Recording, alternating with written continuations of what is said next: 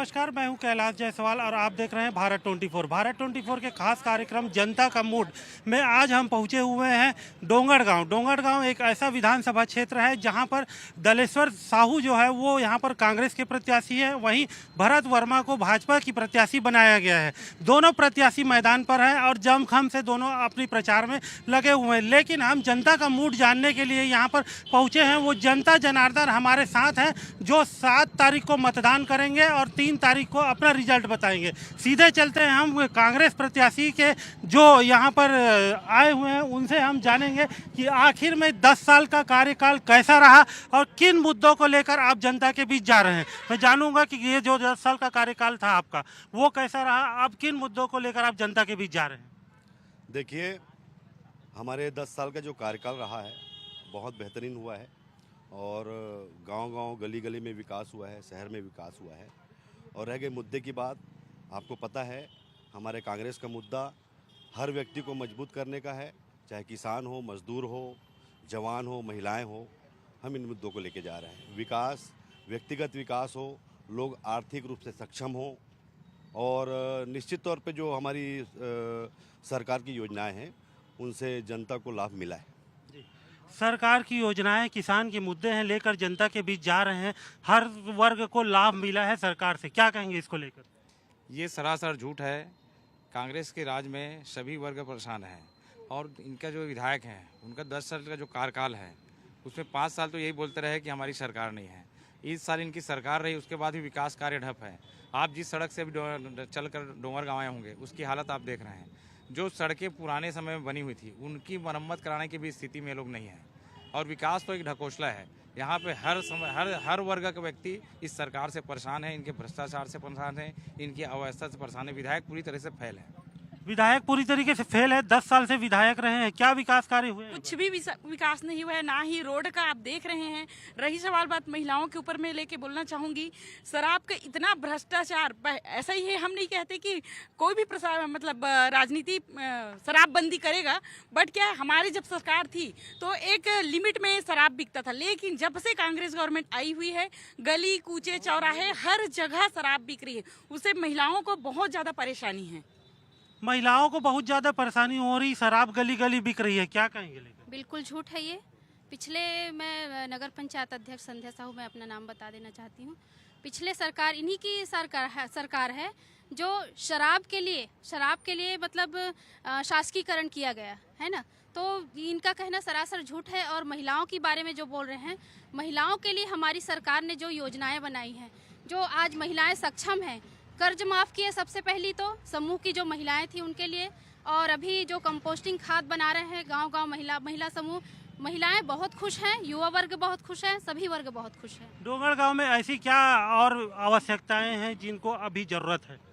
डोंगरगांव की आवश्यकता के अनुरूप कार्य हो रहा है। पिछले 10 साल में विधायक जी ने जो कार्य किए हैं उसके उस दौरान जो 5 साल जो बीजेपी की जो सरकार रही, वो हर योजनाओं को इन लोग रोकने का प्रयास करते थे। शहर में कोई भी योजनाएं लॉन्च होने के लिए हम लोग करते, कांग्रेस शासन करती तो वो इन लोग उनको दूर रखने का प्रयास करते कि कांग्रेस में विधायक जी का नाम ना हो। और जैसी हमारी सरकार बनी, सरकार बनने के बाद में लोगों के पास पैसा गया है, लोगों में और खासकर किसानों में जो आत्महत्याएं हो रही थी वो कहीं पर आज देखने को नहीं मिल रही है। कहीं पर कोई आत्महत्या का कोई सवाल नहीं आ रहा है और किसान खुश है। 25 रुपये क्विंटल में बोला गया धान का जो विषय था, जैसी सरकार बनी 2 घंटे के अंदर 25 रुपये क्विंटल में उनका धान का पैसे का अंतरण हुआ, कर्ज माफ हुआ। और अभी वर्तमान में भी धान के जो किसानों का जो कर्ज माफी है उसको और अभी बोला गया। किसानों का कर्ज माफी हुआ है, अभी तक किसान आत्महत्या नहीं किए। किसानों के बारे में भारतीय जनता पार्टी ने जो किया उससे किसानों का जीवन स्तर सुधरा। सबसे पहले समर्थन मूल्य को नरेंद्र मोदी जी जब सरकार बनी 2018 में, उस समय समर्थन मूल्य 1700 था, जिसके बढ़ाकर आज 2200 तक मोदी सरकार ने लाया है।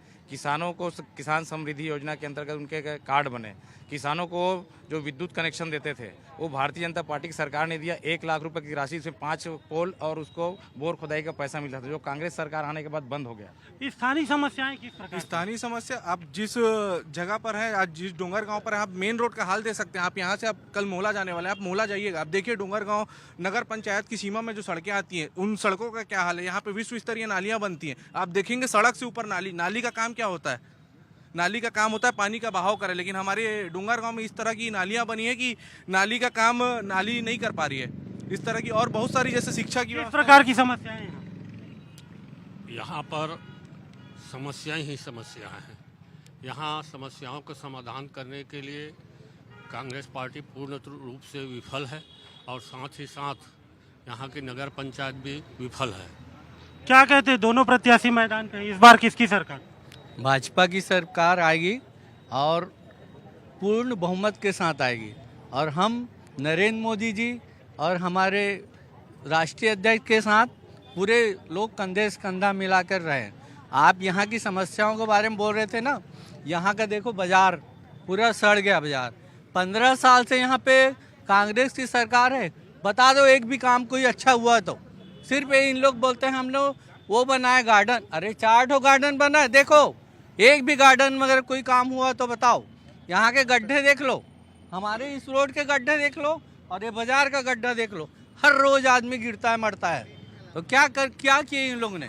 अब की बार किसकी सरकार? अब की बार भाजपा की सरकार, और पूरे विधानसभा में इनका, जनपद में इनका कब्जा है, नगर पंचायत में इनका कब्जा है, विधानसभा में इनका, लेकिन पूरा हाल बेहाल है डोंगरगांव विधानसभा का। क्या कहेंगे आप अब की बार? भाजपा हमारा एक न्यायप्रिय भाजपा है, हमारे जो है भाजपा में बहुत अच्छा सुशासन है, और कांग्रेस में बहुत आदमी सब डरा हुआ भय से ग्रसित है, इसलिए सभी को भाजपा में मतदान करने के लिए मैं डर भय का माहौल है, लगातार विकास गड्ढे नजर आ रहे हैं, क्या कहेंगे आप इसको लेकर? हमारे सबसे पहले तो मैं आपका हमारी नगर में स्वागत करता हूं, और भाजपा के जो मित्र अभी जो बात कर रहे थे, विशेषकर जो उन्होंने धान के लिए कहा कि केंद्र की मोदी सरकार ने समर्थन मूल्य को बढ़ाया, तो मैं दावा करता हूं और दावे से कहता हूं यदि उनमें दम है तो बनारस के किसानों की धान को 2640 रुपये प्रति कुंटल से लेके दिखा दे। वो मध्य प्रदेश के पूरे देश में 2640 रुपये कुंटल जो आदरणीय भूपेश बघेल जी ले रहे हैं, यदि भाजपा में दम है, आदरणीय मोदी जी में दम है, तो पूरे देश में ये समर्थन मूल्य लागू कर दे। रही बात इस शहर की, मैं पार्षद हूँ, मैं इनको बताना चाहूँगा, इनके भी 5 साल, पूरे 5 साल, जब उस समय रमन सिंह जी यहाँ पर विधायक थे, खेदूराम जी विधायक थे और नगर पंचायत में इनकी सत्ता थी, इन्होंने सिर्फ और सिर्फ शहर को ठगा है, क्योंकि रमन सिंह जी ने जब चुनाव जीता, इस शहर की जनता ने पहली बार उन्हें विधायक बनाया। उन्हें एहसान मानना चाहिए। उन्होंने घोषणा की थी कि मैं डोंगरगांव को मॉडल टाउन बनाऊंगा। कहाँ है मॉडल टाउन? और ये बात करते हैं, आज शहर में इतना अच्छा गार्डन बना, आज इतनी अच्छी रोडें बन रही, माननीय मुख्यमंत्री जी ने 3 करोड़ रुपए दिए। गार्डन बना है, लेकिन भ्रष्टाचार भी हुआ है, ये लगातार आरोप आ रहा है।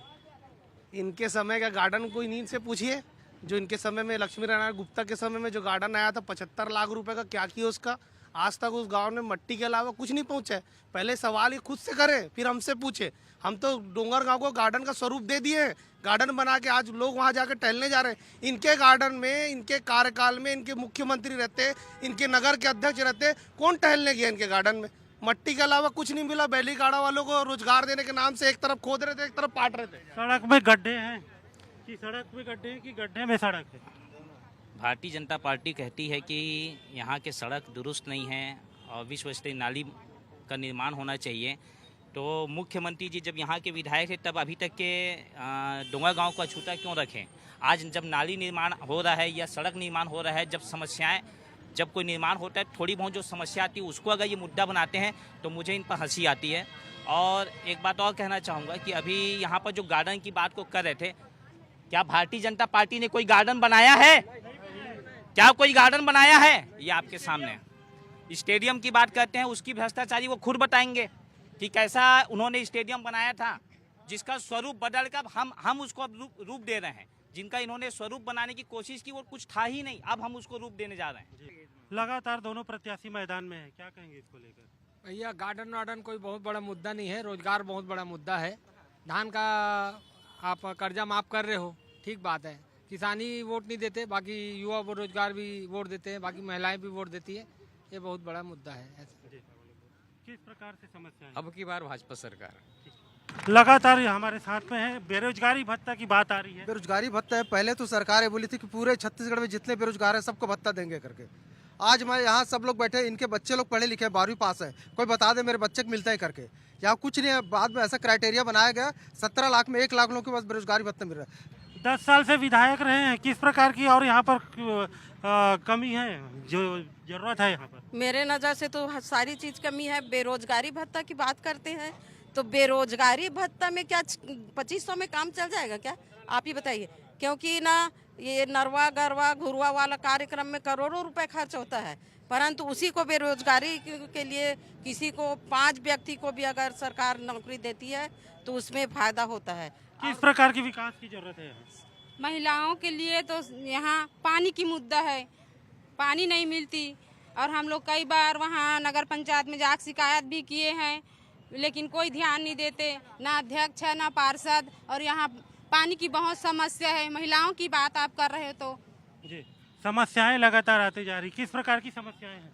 यहाँ बहुत ज़्यादा समस्या ये है, यहाँ तो पानी की बात तो खैर पानी की बात है ना। जैसे बहुत दूर से लाते हैं, जैसे यहाँ अपने जैसे कि अभी कांग्रेस वाला सरकार बैठा था 10 साल तक, उनके हाथ में सारी शासन का सब नियम था। चाहते तो वो हर वार्ड में एक एक टंकी बनवा सकते थे। हमारी वार्ड में सबसे ज़्यादा पानी की समस्या है। तालाब में भी पानी इतना गंदा है, जहाँ आप एक गिलास अगर रहता तो हम लाकर आपको दिखा भी देते, इतना हरा है। और यदि मान लो धोखा से भी अगर गाड़ी चला जाए ना तो तालाब में भी घुस सकता है। और रोड भी नहीं बना। और जहाँ से हम लोग चलते हैं, हमारे छोटे से छोटे बच्चे हैं, वो चलते हैं डेली, इतने बड़े बड़े सांप का सामना करते हुए चलते हैं। तो जब शासन है, उनके हाथ में हर चीज़ है, 4 ठो क्या बोलते हैं गार्डन बनाने के अपेक्षा हमारी रोड की अगर सुविधा करे जाते तो ही महान ही कहलाते। मूलभूत सुविधाएं आप, तो मैं इनसे पूछना चाहता हूँ, तो बड़ी बड़ी जो विकास की जो बातें कर रहे हो, कहाँ पे जमीनी स्तर पर कहाँ पास है? विकास की बातें बड़ी बड़ी हो रही है, टंकर की समस्याएं अभी भी बनी हुई।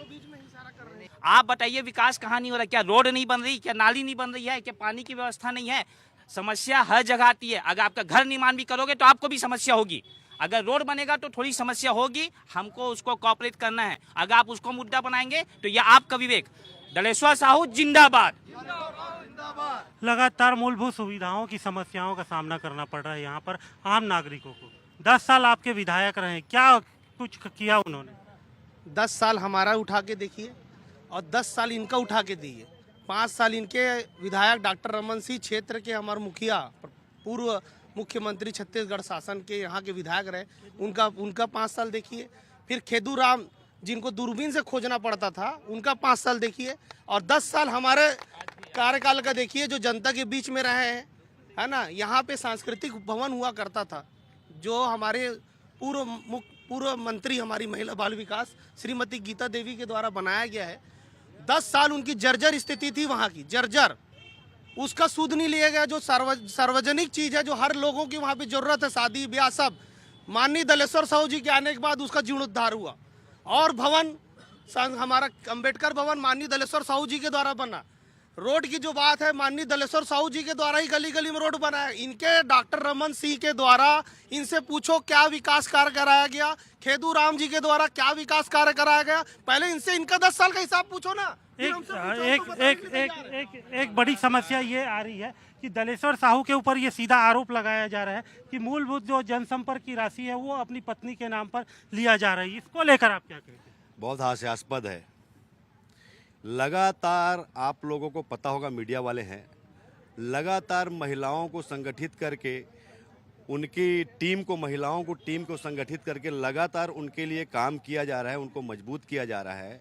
भारतीय जनता पार्टी वालों के पास मुद्दा नहीं है, इसलिए इसको मुद्दा बना रहे हैं।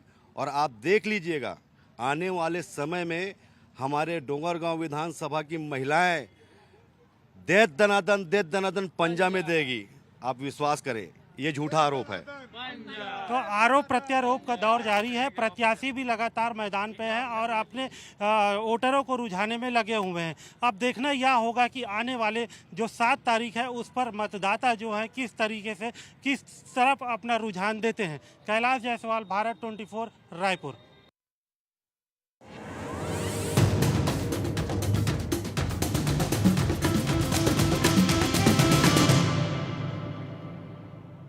इक्कीसवीं